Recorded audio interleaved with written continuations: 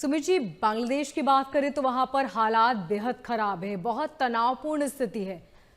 पूरा बांग्लादेश इस वक्त जल रहा है। राजधानी को जमात के हवाले करने की तैयारी हो रही है। बड़े बड़े संपादक ये कह रहे हैं कि पीएम खुद इस हिंसा में शामिल हैं, वो इसके पीछे हो सकते हैं।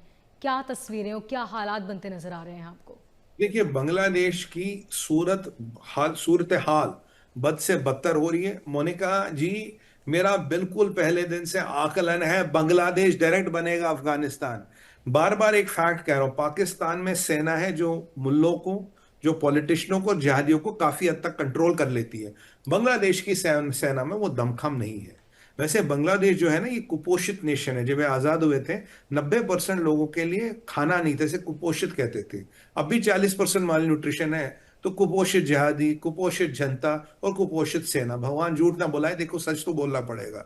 अब परिस्थिति ये है कि आप जो भी कर रहे हो, अल्टीमेटली आप जाके सीधा बनोगे पाकिस्तान, क्योंकि बीच में कोई सेंट्रल पावर यूनिट नहीं है। आज की परिस्थिति ये है, यूनिस के हाथ में से चीजें निकल चुकी हैं, जमात के हाथ में चीजें आ गई हैं, हिफाजत इस्लाम के हाथ में चीजें आ गई है, हिजबुल तहरीर की चीजें हाथ में आ गई, हरकतुल अंसार के हाथ में आ गई है, टर्किश इंटेलिजेंस के हाथ में, आपकी सीआईए के हाथ में, आपकी चाइनीज इंटेलिजेंस के हाथ में, और करतार दरता जो सब कर रहा जमीन पे वो आईएसआई है। आज आईएसआई लोग को मरवाने का काम करता है। आज आईएसआई जो प्लान मर्डर से वो करवाता है। अब जो दूसरा स्टूडेंट लीडर पे, एनसीपी वाले पे हमला हुआ, ये भी इसके पीछे भी आईएसआई होगा, क्योंकि कहीं ना कहीं भारत को इस कटघरे में वो खड़ा करना चाहता। जी, जो कराया भारत ने कराया। हालत, सूरत हाल इतनी खराब है। आज दो बड़े इंसिडेंट हुए। आज मुल्ला यूनिस को, मैं तो मुल्ला यूनिस ही कहूंगा उसको, मुल्ला यूनिस को फोन गया गौर का, जो अब ये साउथ एशियन कंट्रीज का सो कॉल्ड एक स्पेशल एनवॉय, ट्रम्प का वैसे तो भारत में एम्बेसडर है। उसने जरा दो टूक बात की यूनिस से, कहता भैया सूरत के हाल को जरा कंट्रोल करो, भारत को भड़काने की कोशिश मत करो। अगर भारत भड़क गया, भारत किसी के बाप की नहीं सुनता। फिर वो अमेरिका हो, वो रशिया हो, चाइना, भारत किसी की नहीं सुनेगा। और भारत की सेना अगर ठोकने पे आ गई, इतना ठोकेंगे भैया, इतना ठोकेंगे, और फिर हिंदू देश कटेगा, हिंदू देश बन के रहेगा। ये जरा तुम समझ लो। ये जो तुम भारत से पंगे ले रहे हो, कल शेख हसीना जी ने उनको जरा औकात दिखाई थी। आज गोर ने भी कहा भाई स्थिति खराब हो रही है, अमेरिका तेरे साथ नहीं है। भाई हम तो तेरे इतना साथ है ना, भारत को थोड़ा पिंच कर, प्रिक कर, थोड़ा तंग कर। मगर अगर यहाँ अराजकता होगी और यहाँ एंटी भारत एजेंडा चलेंगे और भारत के साथ तुम पंगे काटोगे, इतने बड़े पंगे काटोगे कि भारत को एक मिलिट्री एक्शन की जरूरत पड़ेगी, तो भाईजान हम आपके साथ नहीं है। अमेरिका किसी का साथ नहीं देता, अमेरिका सिर्फ फायदे का साथ देता है। अब इसके बाद यूनिस की गद्दी और हिल गई, क्योंकि यूनिस किस पे कूद रहा था, अमेरिका मेरे साथ है, चाइना का पैसा आ रहा है, आईएसआई गंदा काम कर रहा। पहले तो ये बात हुई। दूसरी बात आपने देखा होगा, दिल्ली में हमारे वीएचपी के कार्यकर्ताओं ने बांग्लादेशी दूतावास का घेराव किया, काफी पुलिस से मुठभेड़ हुई, काफी बैरिकेडों को तोड़ा गया। पर भारत भारत है, हम चीजों को कंट्रोल कर रहे थे। वैसे भी भारत के लोग हिंसा में विश्वास नहीं रखते, पर आज वीएचपी के लोग, हमारे भाई, बड़े आक्रोशित थे। कह रहे हैं यार तुम हिंदुओं को मार रहे हो, मतलब बुजकशी बना दी हिंदू को मारना, कि जला दिया, मार दिया, काट दिया, पेड़ पे लटका दिया, फूक दिया, ये कर दिया। उस पे कह रहे हदी के रास्ते पे चलेंगे। ये कब तक चलेगी अराजकता और ये नाटक, ये कब तक चलेगा कि ये हो गया, वो हो गया, इसने किया, इसने किया। अगर यूनिस तेरे बस का नहीं है, उतार, उतर कुर्सी से, पकड़ जहाज और निकल अमेरिका। अगर बिल्कुल। तेरी औकात नहीं है तो उतर, बोल बोल वकरुज्जमान को तो देश चलाए। तुम्हें क्या लगता है, हिंदुओं की बलि दे दे के, हिंदू रक्त बहा बहा के तुम ये इस्लामीकरण बांग्लादेश का मजबूत करोगे? तुम हिंदू को एक केस स्टडी बना के ये बता रहे हो कि हम बड़े कितने सूरमा हैं, क्योंकि तुम्हारी औकात भारत और भारतीय सेना से लड़ने की तो है नहीं। तो अब बेचारा कोई हिंदू दीपू जैसा मिला, उसको आपने मार दिया, पीट दिया, आपने उसको जिंदा जला दिया। अब क्या हुआ जी, बांग्लादेशियों के तेवर देखिए।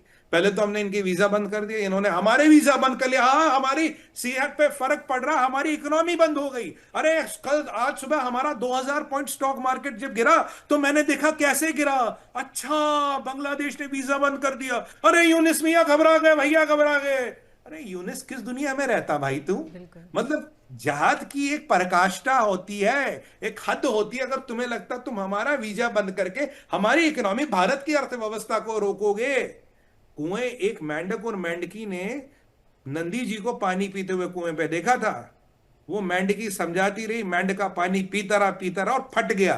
तब भी कुछ तब समझ आया उसे कि नंदी जी किसे कहते हैं।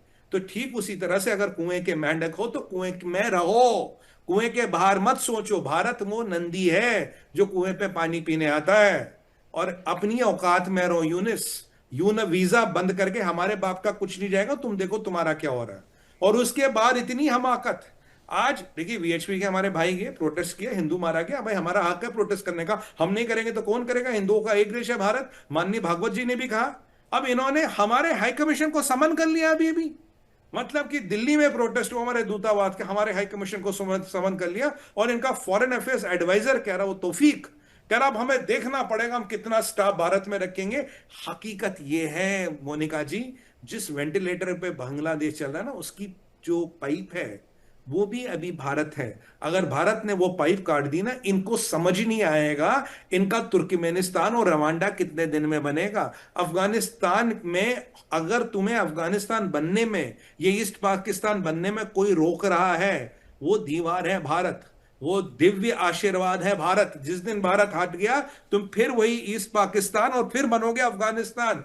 तो ये तौफीक मियां जो भी है, अब एक मतलब बच्चों को तो इन्होंने वो बना दिया भाई फॉरेन अफेयर्स एडवाइजर। ये हदी जैसे कल के लोंडे तो वहां नेता बन गए। तो अगर इन ऐसे निकम्मों से ही देश चल रहा है, मैं बता रहा हूं भारत की भी धैर्य की सीमा है। एक टाइम के बाद भारत आप में इंटरेस्टेड नहीं है, आपकी किसी चीज में इंटरेस्टेड नहीं है। और मैं बांग्लादेश के भाई बहनों को कहूंगा, सारे जिहादी नहीं है पर उनको मैं कहूंगा, अगर इन जिहादियों को आप लोगों ने कंट्रोल नहीं किया, आपको अफगानिस्तान बना के छोड़ेंगे मात्र 3 साल में। डेट और टाइम के साथ कह रहा हूं, 3 साल बाद अब अफगानिस्तान हो। अगर एक बार अफगानिस्तान गए तो जिंदगी भर रिकवरी नहीं हो सकती, जिंदगी भर आप वापस नहीं आ सकते। बला हो शेख हसीना का जिसने आपको बचा रखा हो। मैं तो कह रहा हूं उनके पैरों में आपको बांग्लादेशों अष्टांग प्रणाम करना चाहिए। और यूनिस, जो तू कह रहा कि मैं इलेक्शन करा के रहूंगा, कौन सा इलेक्शन? बीएनपी के लीडरों का घर जला रहा, उनकी बेटियों को मार रहा, शेख हसीना को की पार्टी को तुमने बैन कर लिया। तो ये इलेक्शन किस में हो रहा है? हिजबुल तहरीर में, हिफाजत इस्लाम में, जमात इस्लामी में, या हरकतुल अंसार में? ये आपस में लड़ेंगे कि इनका कौन सा इलेक्शन है? इन जिस मानसिकता के ये लोग हैं, उनमें तो इलेक्शन वैसे ही नहीं होता। याद कीजिए कल तुलसी गाबार्ड, अमेरिका की जो डीएनआई की चीफ है, उन्होंने भी एक स्टेटमेंट दिया, बोला इस्लामिस्ट मेंटेलिटी अमेरिका और अमेरिका के वैल्यूज में कंफर्टेबल ही नहीं है, कंपैटिबल ही नहीं है। इस्लामिस्टों का अमेरिका में कोई काम नहीं है, धीरे धीरे दुनिया में धारणा बनती फिर रही है। ये तो ऐसे लोग हैं जो खुद को ही खत्म करते हैं। बांग्लादेशों जाने से पहले एक कबीर दास जी का एक दोहा है, शायद तुम्हारी समझ में आ जाए, क्योंकि तुम में से काफी लोग पढ़े लिखे भी है। केला तभी न चेतिया जब डिग लागी बेर, अब के चेते क्या बहे जब कांटों ने लिया घेर। ये बिल्कुल। जहाज कांटे आपके देश को घेर रहे हैं, बिल्कुल। आपका उत्तरदायित्व है देश को बचाइए। और लास्ट चीज बोलूंगा, हिंदू का रक्त सस्ता नहीं है। हिंदू आपकी बार अगर बांग्लादेश से निकलेगा, खाली हाथ नहीं निकलेगा, अपने हिस्से की जमीन और लेके निकलेगा। देनी पड़ेगी, याद रखना।